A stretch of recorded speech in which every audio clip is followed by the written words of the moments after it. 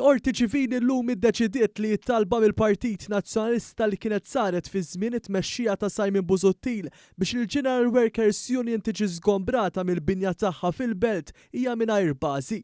Kien l-eks kap nazzjonalista li fl-2017 kien impona fuq il-grupp parlamentari tiegħu ta' dak iż-żmien biex il-koll jiftħu kawża kontra din il-Union ħalli telfu għaljet li tagħmel ix-xogħol trade unionistiku tagħha mill-Workers Memorial Building fit-triq in-nofsinhar il-Belt Valletta.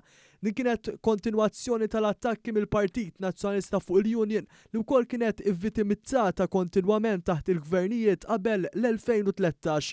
Fis-sentenza tal-lum il-qorti stqarret li Arms Limited u Shakka Grill ma jistgħux ikomplu joperaw mill-lokali assenjati lilhom fil-konfini tal-Workers Memorial Building. Madankollu l-qorti ċaħdet b'mod skiet it-talba tal-Partit Nazzjonalista biex il-General Workers Union tiġi żgombrata minħabba dak mitlub imur lilien mill-parametri tal-liġi.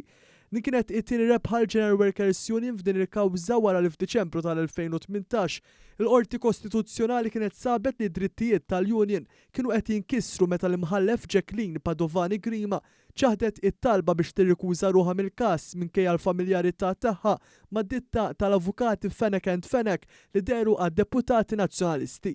Is-Segretarju Ġenerali tal-General Workers Union Joseph Buġej esprima s-sodisfazzjon tal-Union li b'effett din id-deċiżjoni l-Workers Memorial Building se tibqa' titgawda mill-ħaddiema u mill-familji tagħhom u kompla li bekk il-General Workers Union se tibqa' tarka tal-ħaddiema f'Malta u f'Għawdex. Fi-stqarrija l-Union qalet li tinsab sodisfatta li l-Workers Memorial Building se jibqa' jaqdi l-funzjoni tiegħu kif għamel għal 20 ta' snin fl-interessi tal-ħaddiema Maltin Wawċin u ringrazzjat lill avukati li assistew f'din il-kawża matul l-aħħar 7 snin Aaron Mifsud Bonnici, John Bonello, Chris Vella u Marcien Vassallo.